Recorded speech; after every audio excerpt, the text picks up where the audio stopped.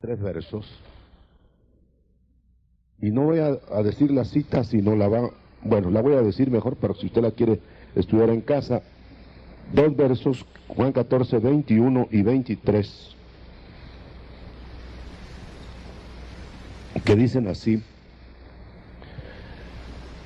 el que tiene mis mandamientos y los guarda, este es el que me ama, y el que me ama será amado de mi Padre, y yo le amaré y me manifestaré a él. Palabras de Cristo. Voy a leer este verso, dejo el otro para después, pero quiero leer Hechos 4. Mire cómo me pongo de nervioso ante tan augusto auditorio. Pero dice la Escritura literalmente: porque no podemos dejar de decir lo que hemos visto y oído.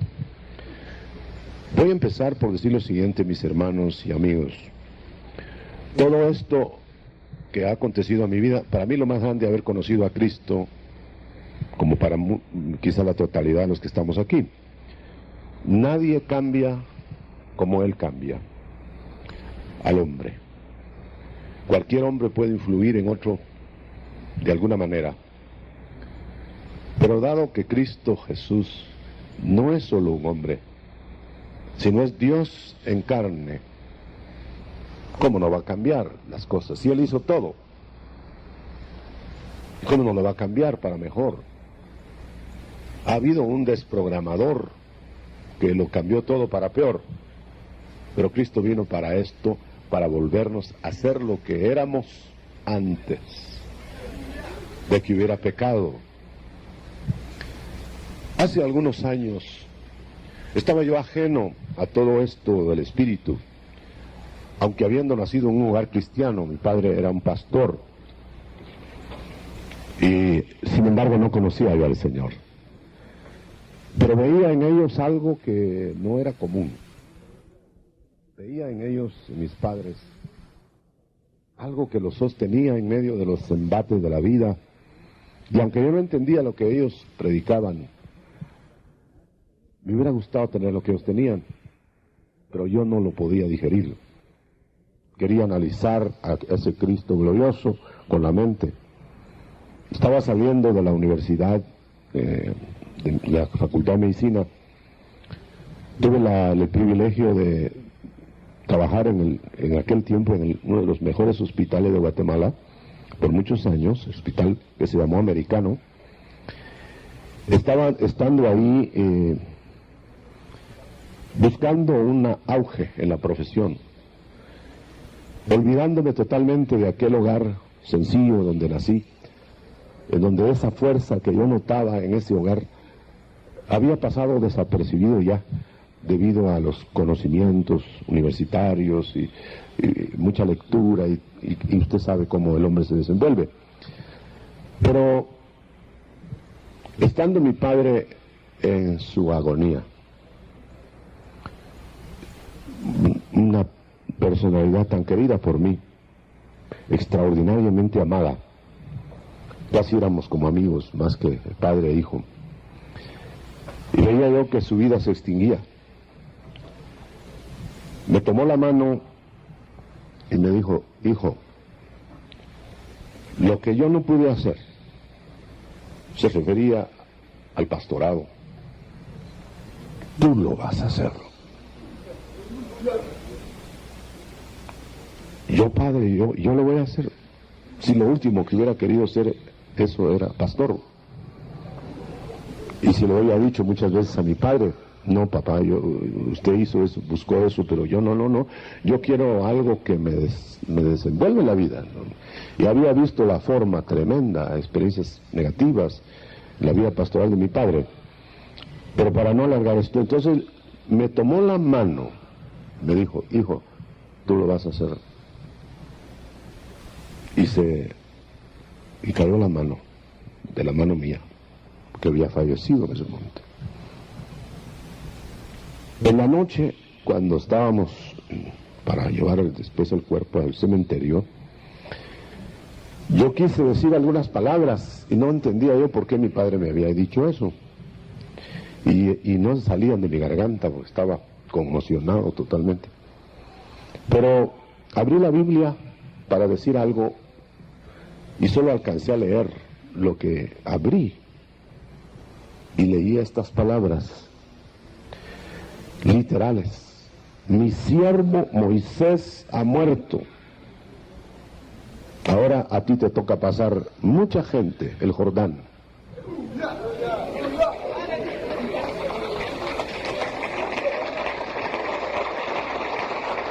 Y yo cerré la Biblia, como que otra voz más fuerte que la de mi padre me hablaba. Y mi padre se llamaba Moisés. Dije yo, qué carga me dejaron. Pero quisiera decirles, hermanos, que yo no encontraba satisfacción mientras esto sucedía en las religiones que había transitado. He sido observado porque nunca fui religioso.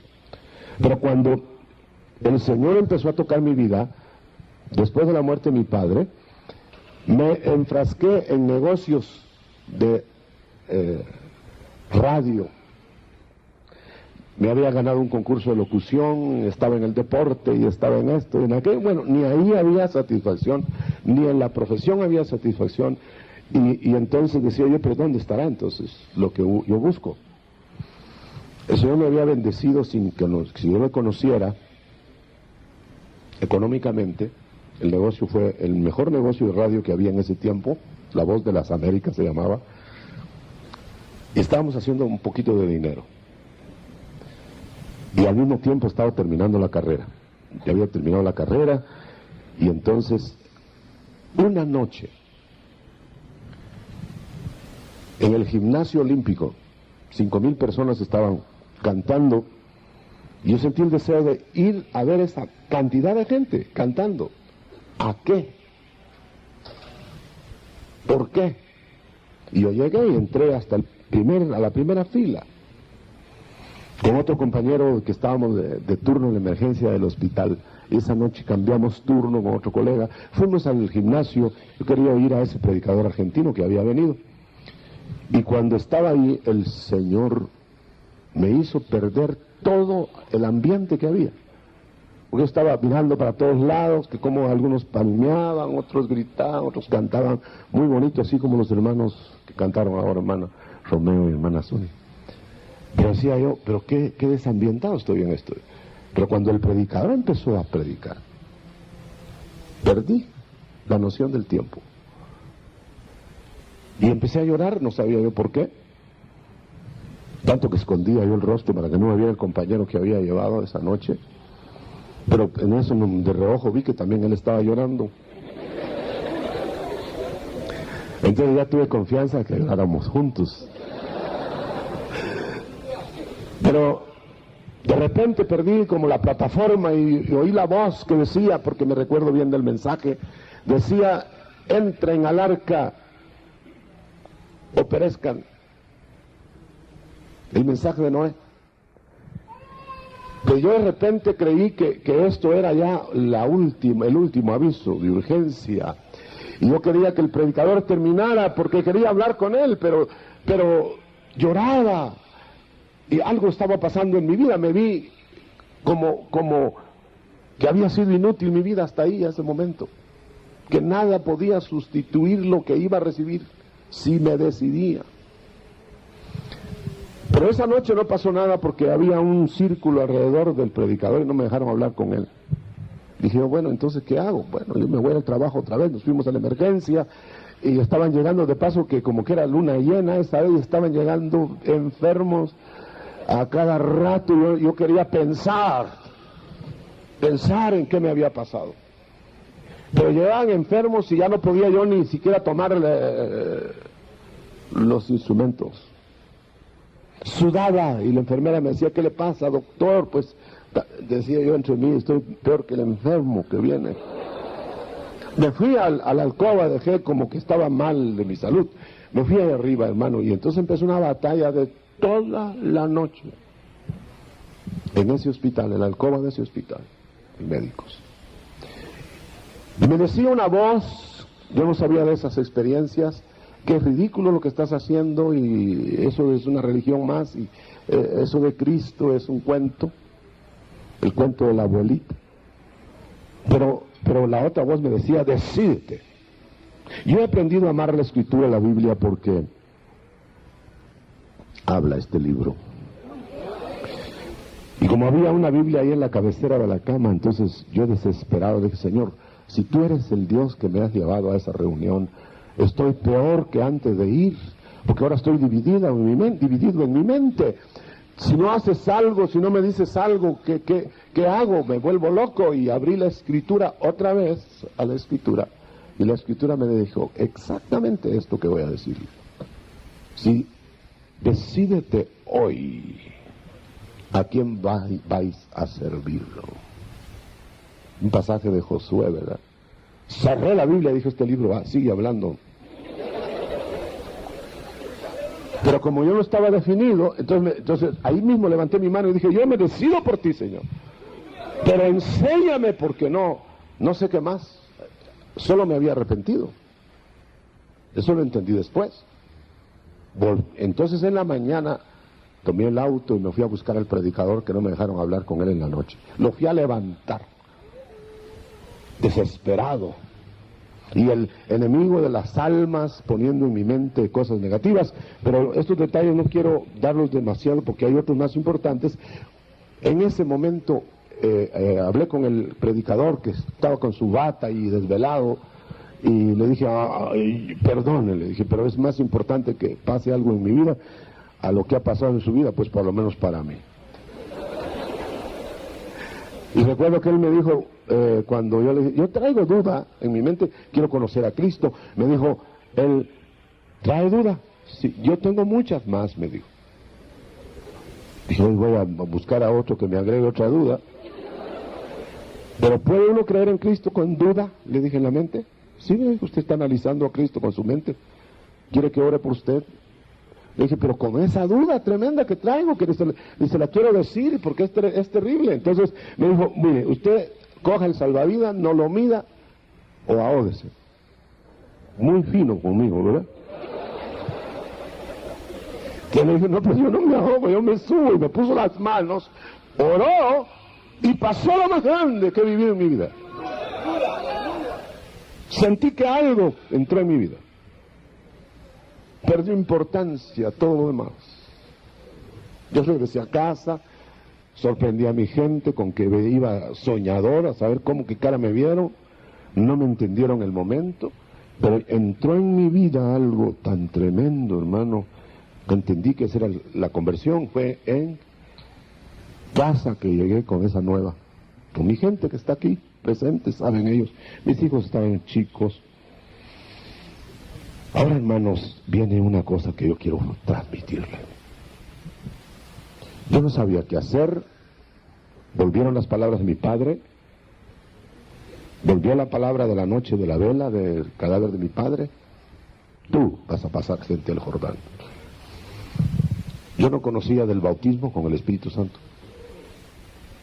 Pero la Biblia me gritaba que había un poder que venía sobre el hombre. Y yo estaba hablando, bueno, ¿y ese poder de dónde viene? ¿Cómo viene? Leyendo pasajes bíblicos, porque me volví un lector insaciable de la Biblia.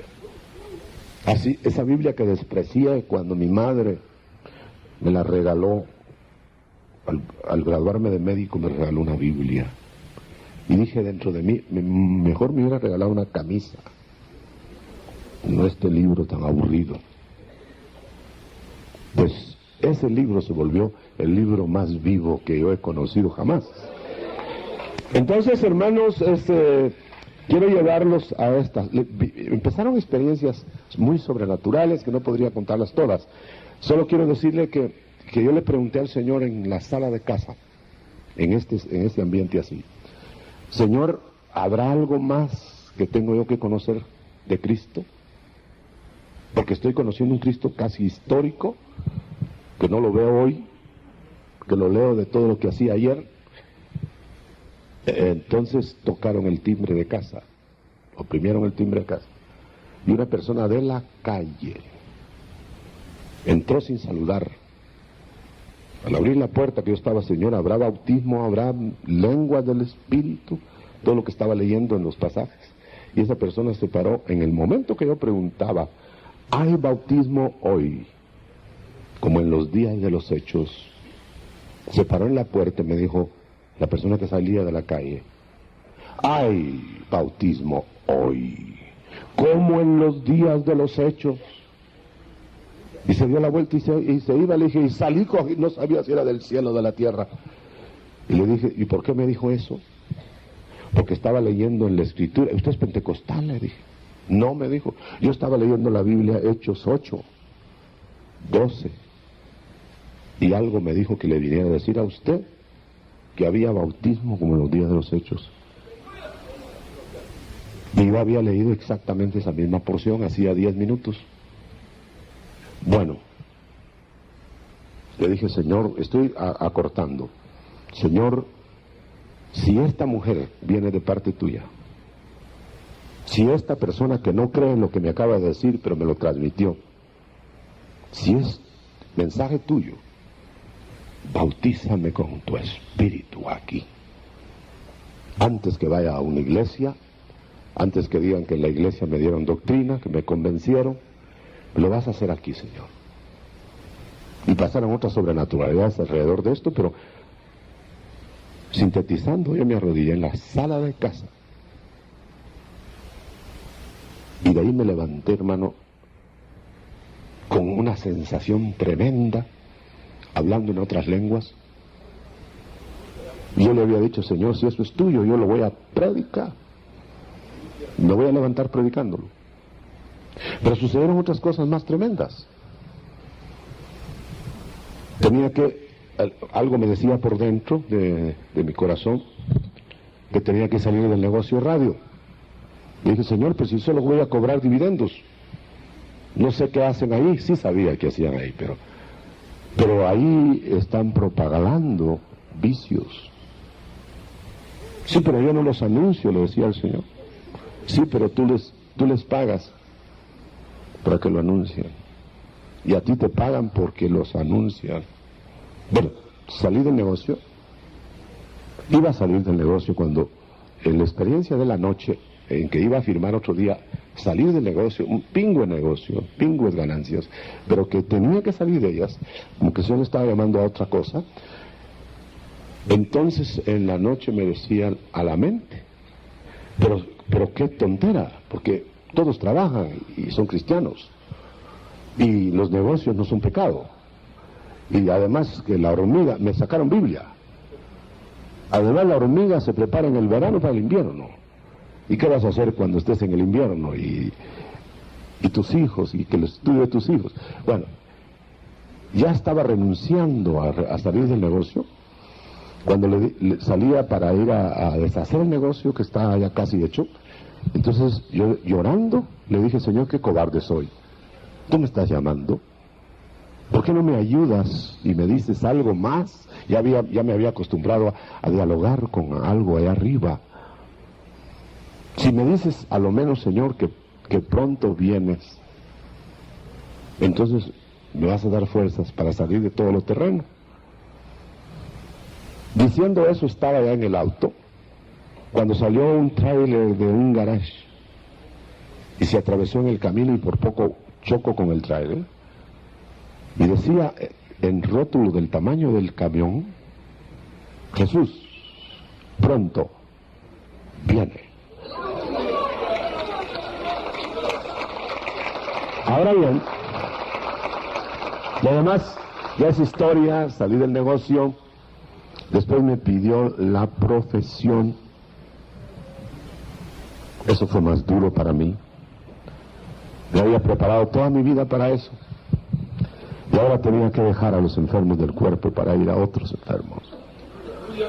Y entonces el Señor empezó a desenvolver mi vida en eso, y al mismo tiempo había empezado a reunir familias, en casa, en un garajito pequeño, y después en la casa. Esto ya no cabíamos ahí, porque cada gente que llegaba, el Señor la bautizaba con su espíritu. Y me acordé otra vez de las palabras de mi padre: vas a pasar el Jordán, las palabras de la Biblia y la invitación de mi padre a esta gente. Y ha pasado tanta gente, hermano, pero tanta gente, que a todos lados que voy, que ahora viajo bastante promulgando el reino, y a donde voy, iglesias enteras se han convertido allá en el IMSS Central, que están fuera, por allá, hay hasta en Oceanía, Australia, hay gente tan bendecida en el reino. Yo una vez estaba invitado con mi familia en un crucero en el Caribe. Dije, bueno, aquí voy a descansar, no va a aparecer nadie, y qué bueno. Y estábamos como un desayuno como de esta proporción. Y alguien llegó ahí a servirme con su azafate ahí, y yo ahí sentado dije, aquí sí estoy solo. Y entonces cuando iban a servir el desayuno, me dice el que llevaba el azafate, el servidor ahí, hermano Otto. Y yo dije, ¿y esto qué es? Me dijo, mire hermano, ¿dónde vine a parar? Yo acepté con usted allá en el IMSS Central, y ahora estoy aquí. Y dije, mire, hasta ahí me alcanzaba. Una vez llegué a Costa Rica, a San José de Costa Rica, por primera vez llegaba en esa ocasión, y estaban dos personas frente en la casa donde me hospedaron, en la sala, estaban dos personas hablando, no sabían quiénes éramos nosotros. Entonces una le dijo a la otra, fíjate que yo oigo uno que predica en Guatemala y se oye bien acá en Guanacaste, y cómo quisiera yo conocerlo, y es un hermano que con qué deseos habla, yo quisiera conocerlo. Y le dije yo de atrás, hermanita, yo soy... Bueno, quiero decirle que entonces, ante el llamado del Señor, yo me dediqué a servir, pero no quería dejar la profesión todavía. El Señor me había dado ciertas indicaciones para los que tienen profesión, puede usarlos en la profesión, hay ministerio en la profesión, puede haberlos si se da la prioridad del Señor. Pero en el caso mío me querían completo, pero yo estaba en la iglesia por 7 años, sin recibir ayuda, más bien aportando y esto y el otro, feliz. Pero una noche tuve un sueño decisivo en mi vida. Me habían invitado para que yo me fuera a preparar al exterior en teología, una organización muy conocida en el mundo evangélico. Y dije, pues esta es mi oportunidad, y yo me voy a ir. Me habían dicho, nosotros sostenemos todo, no va a tener problema. Y en la noche tuve un sueño, y me vi empujando un auto en una cuesta, y yo estaba empujando, solo yo, y no subí el auto. Teníamos ya congregantes, pero no prosperaba el asunto. Entonces una voz me dijo, yo no te mandé empujar, súbete y rodéate de ayudas. Lo hice, me subí al auto, me vi bien en el auto, entonces subió al auto y oí la voz que me dijo, porque me habían invitado a irme en una organización, comprado fuiste por precio, no te hagáis siervo de los hombres. Y fui a decir el otro día, pues que no, ¿verdad? Que el Señor me había hablado. No sé si me entendieron, pero de todos modos me había hablado el Señor. Y entonces me quedé solo buscando ayudas. Bueno, viene algo importante para mí. El Señor me habló de que hay 5 ministerios vigentes en la iglesia, y que ninguno tenía derecho, voz a la conciencia, y a veces voz audible en ocasiones especiales. No tiene ningún derecho el hombre en suprimir ministerios que yo instalé en mi cuerpo, en el cuerpo de mi hijo. Y estaba yo leyendo porque había perdido la pista de eso, que me enseñaban diferente. Y abriendo la escritura, vi en el Antiguo Testamento que el tabernáculo es representación de lo que sería la iglesia en el Nuevo Testamento, pero vi 3 ministerios nada más: los meraritas, los gersonitas y los coatitas. pastores, evangelistas y maestros. Dije yo, entonces no hay 5. Pero como que algo me dijo, ¿y Moisés y Aarón qué eran? En el tabernáculo.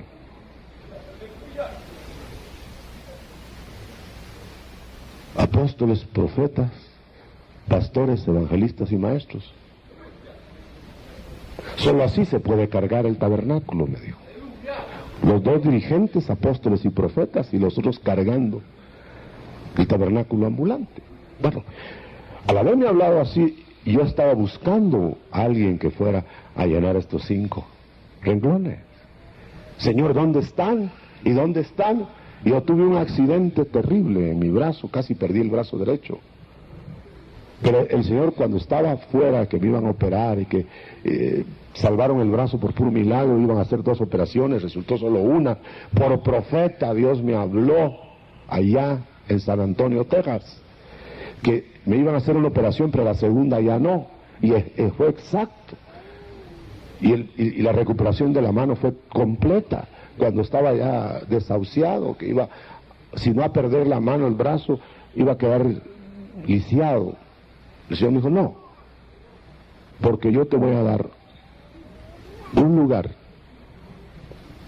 en el cuerpo de Cristo que tú no conoces. Y yo le dije desesperadamente, Señor, pero háblame más claro porque soy muy torpe.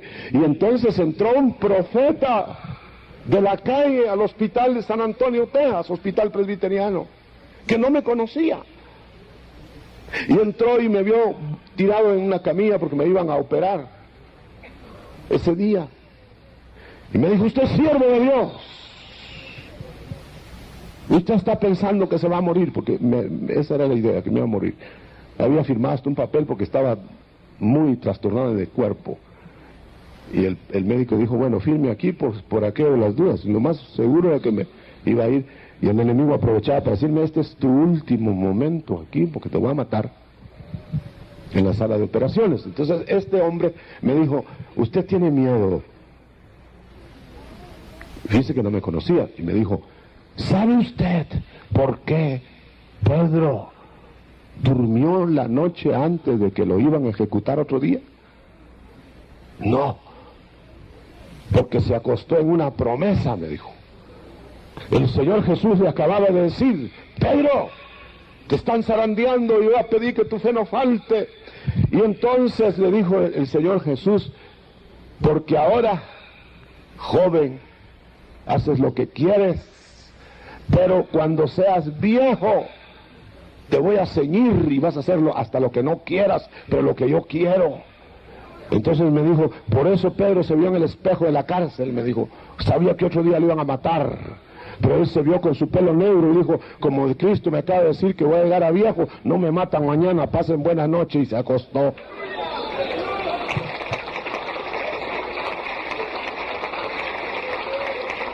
Y yo recliné mi cabeza antes de la anestesia, recostado en esa promesa.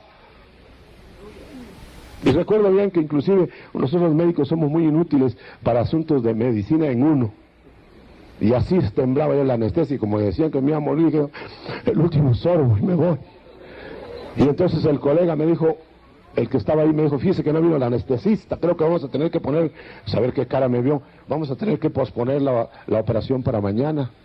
Solo mejor, mientras usted sabe, me dijo, mientras tanto, tenga esta mascarilla de oxígeno para que esté preparado cuando venga el anestesista. Sí, dije yo, y coger la mascarilla de oxígeno, y era a la anestesia de una vez. Qué buena ayuda me dieron. Cuando volví de la operación, 5 horas de operación,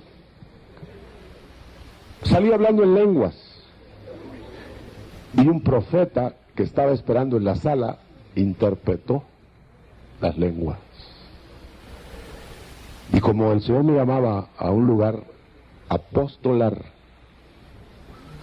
yo le dije, Señor, que cuando regrese a Guatemala, si esto es tuyo, mire cómo no iba a ser de él, que ellos lo digan y no yo. Eso lo pude haber cumplido. Me dijo cuántos edificios iba a hacer, y me dijo algo muy especial: no tendrás que ir a traer a la gente, yo te la voy a llevar. Y empezó a llegar gente y gente. Nunca terminamos un edificio porque teníamos que salir ya de ahí antes de terminarlo. El templo antiguo, pintándolo estábamos cuando tuvimos que salir para otro más grande, el supermercado San Gabriel. Arreglando estábamos el supermercado San Gabriel, ya estaba lleno. Arreglando estábamos todavía el auditorio actual y ya estaba lleno. El Señor me dijo, ahora viene el avivamiento más grande, por su espíritu, hablando a mi conciencia, más grande de todos los tiempos. Ahora viene la cosecha, me dijo. Y nos estamos preparando para eso. Ni ustedes van a utilizar los coliseos, ni van a alcanzar las plazas, ni las calles de las ciudades. Porque yo voy a llevar tal cosecha de la siembra que no va a alcanzar el hombre a llenar los graneros como José en Egipto.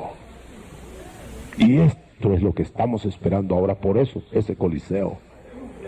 Porque en medio de las tormentas indeclinables que vienen para el mundo, se va a mover el Espíritu. Y eso lo están recibiendo muchos por todos lados. Para el avivamiento que no tiene denominación, sino salvar lo salvable, todo. En el diluvio, los que se quedaron afuera se ahogaron, hermano, afuera del arca. Pero en este movimiento que viene, va a ser el arca pregonando que se entren todos los que van a ser salvos. Van a olvidar credos, van a olvidar fronteras denominacionales, van a olvidar religiones, van a olvidar todo eso. Y ese es el privilegio que a mí me han dado entre muchos del mundo, pero de la nueva hormada de ministros,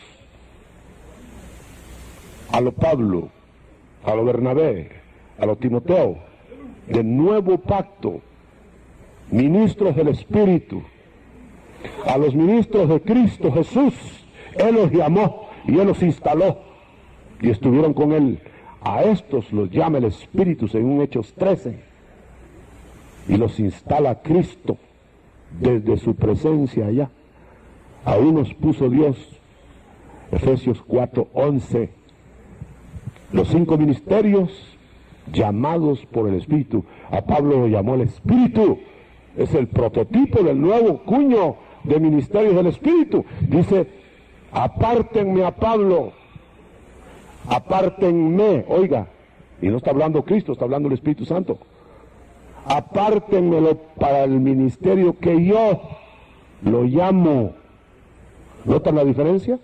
A nosotros nos llamó Cristo, Jesús, Pedro, ven, Jacobo, 12, ¿no? Ahora estos en ausencia de Cristo, porque está a la diestra del Padre. Él por el Espíritu está llamando los nuevos ministros y los que van a ayudar los ministerios.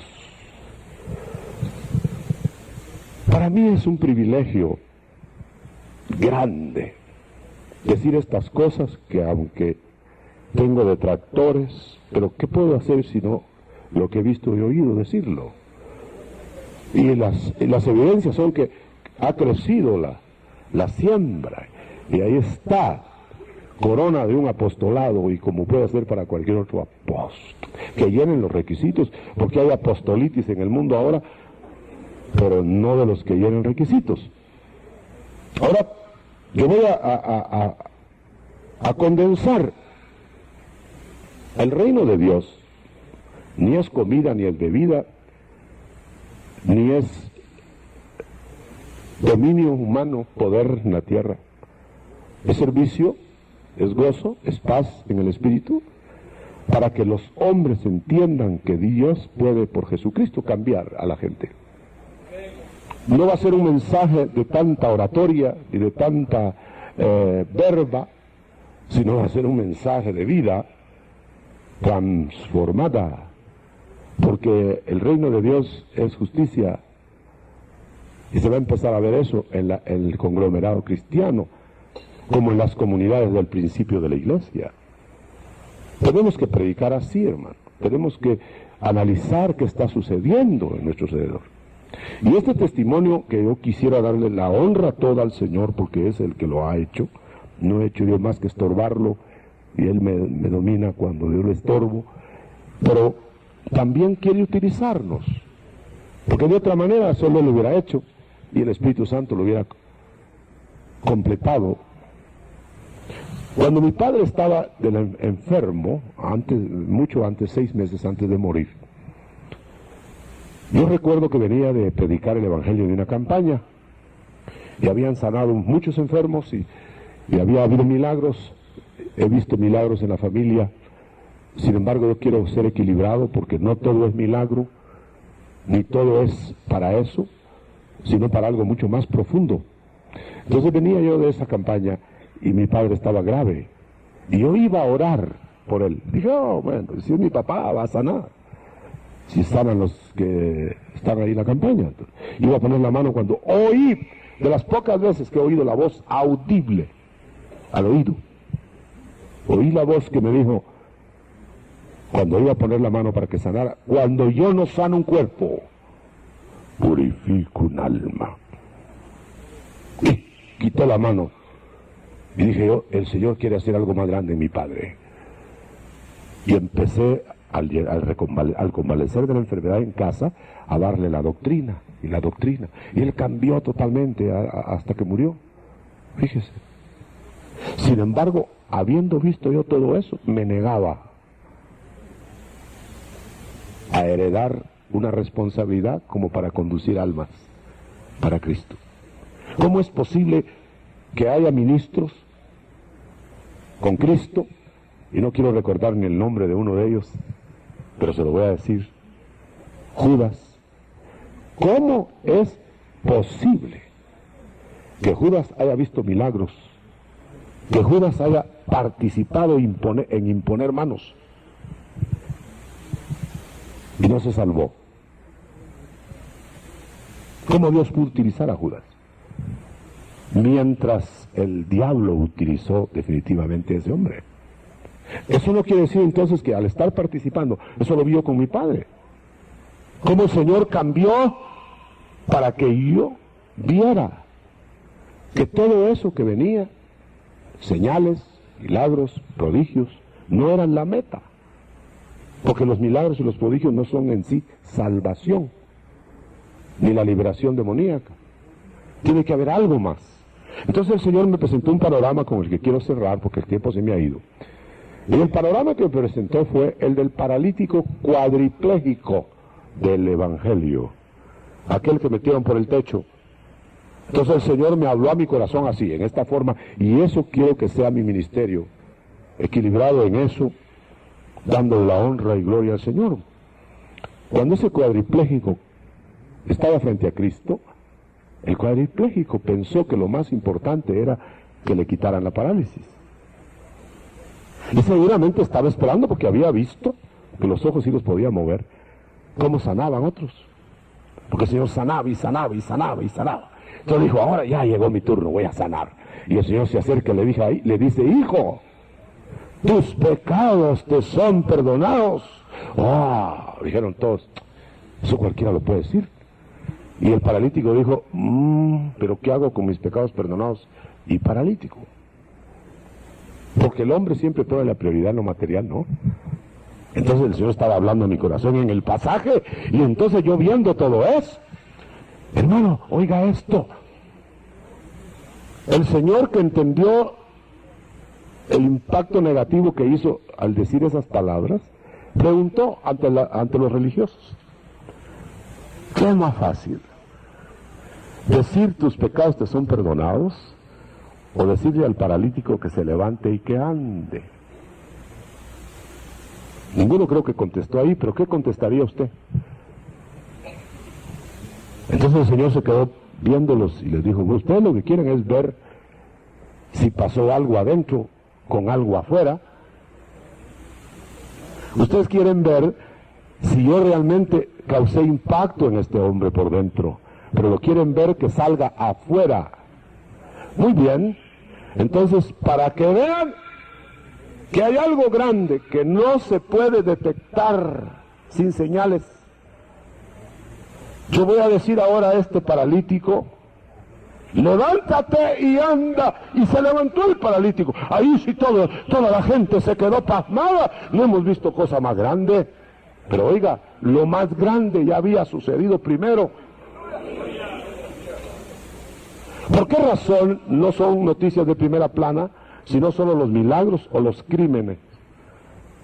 ¿Por qué no son noticias de primera plana el cambio de un hombre o de una mujer por las palabras divinas que le digan: tus pecados te son perdonados? Porque el evangelio se está volviendo sensacionalista.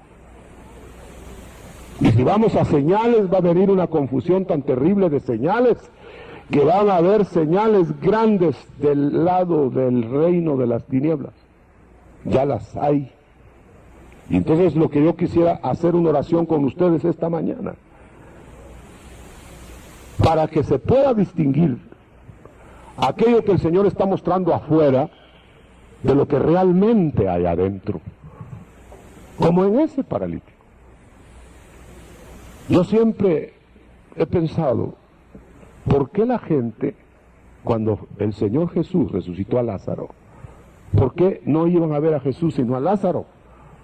Porque la sensación era hablar con un muerto que se hubiera levantado, a ver, preguntarle cómo era la tumba, si era caliente, fría, si había algo allá al otro lado. Y llegaba la gente y se agolpaba, antes no tanto, pero ahí se agolpaban y miraban a Lázaro. No dice la Escritura que miraban a Jesús. A Lázaro, ¿dónde está? Aquel que está ahí, mire, el que está comiendo, mire, tiene color, mueve bien, está vivo, ese es Lázaro. Pero luego decían, después de admirar a Lázaro, decían: ¿y quién hizo eso? El que está a la par. Entonces todos miraban a Jesús, y crecía más grande Jesús que el milagro mismo. Ahora quiero dejar el cierre. Nosotros somos los Lázaros, que vamos a llevar gente a Jesús, o la vamos a alejar de Jesús, según lo que exterioricemos a la vista de los hombres. Por eso, ¿qué señales tienes tú de que tus pecados te han sido perdonados y que tienes nueva vida? Las de la vida misma. Cualquiera se hubiera acercado, era ex muerto Lázaro de 4 días. Cualquiera se hubiera acercado a Lázaro y ahí lo hubieran tenido dándole oxígeno, masajes y fétido. Nadie se hubiera acercado, pero se acercaban a ver a Lázaro y dio evidencias de estar vivo. Y entonces miraban a Jesús. Si este evento solo nos trae a oír milagros, prodigios de Jesús, y no miramos a Jesús, sino queremos ver Lázaros perfectos, fracasaría. Pero yo quisiera que usted cerrara sus ojos un momento, porque le voy a hacer una pregunta, como me la hago a mí mismo: ¿qué clase de Lázaro soy? ¿Resucitado? ¿Con olor a Cristo? ¿O todavía tengo los malos olores de la tumba? Eso se verá en medio de los hombres que tal vez no van a tener oportunidad de leer la Biblia, pero te leen a ti, que dices ser cristiano lleno del Espíritu, que quieres hacer grandes ambientes, coliseos, para pregonar a Cristo.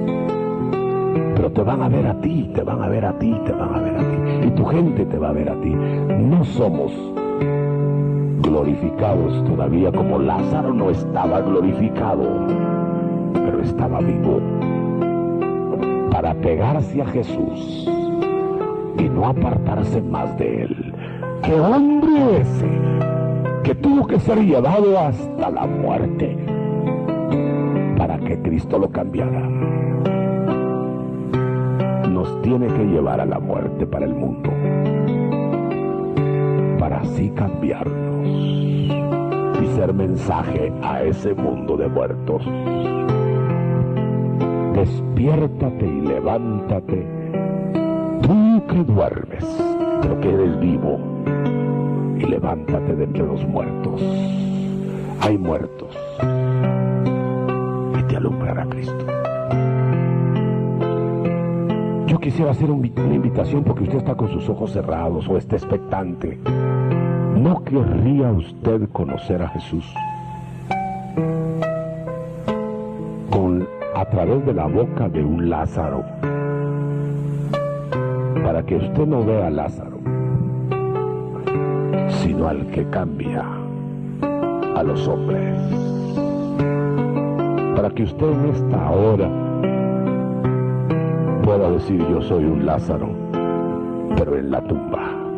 Sácame, Señor, y no me voy a desprender de ti. A Lázaro le dieron oportunidad, a usted se la están dando esta mañana. No cambiar de sitio religioso, no cambiar de bancas o de edificios eclesiásticos, sino ser partícipe de la mesa de Jesús, que resucita a los muertos. No sé si usted lo va a hacer esta mañana, pero yo deseo con toda mi alma presentarle en esta hora a Jesús, y no a un Lázaro que puede que no sea su modelo, ni siquiera punto de admiración, pero al que puede admirar sin que le falle, se llama Jesús. Lo más grande de mi vida y lo más grande de la suya va a ser encontrarse con Él, y que Él lo cambie de tal manera que se llame resurrección, hecho de nuevo. Lázaro ya no tenía órganos vitales, sino desechos, destruidos, y fue hecho otra vez, y no se desprendió más de Jesús. Yo levanto mi mano derecha con el que quiera levantarla también, y voy a hacer una oración. Que estas palabras puedan servirle de una invitación. Pueda que usted nos acompañe en esos auditorios, en esos coliseos, en donde va a haber maravillas, porque viene el avivamiento más grande de los tiempos. Puede que no nos acompañe, pero conozca a Jesús, el que tiene la solución de todos sus problemas y la vida eterna en el nuevo mundo para usted.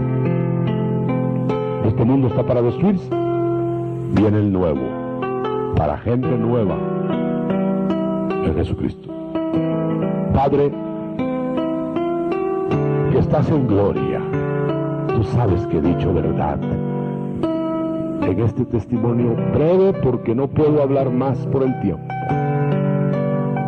pero que se irá imprimiendo tu palabra que da vida en muchos más que más adelante testificarán con poder, con certidumbre de fe, para que otros vengan.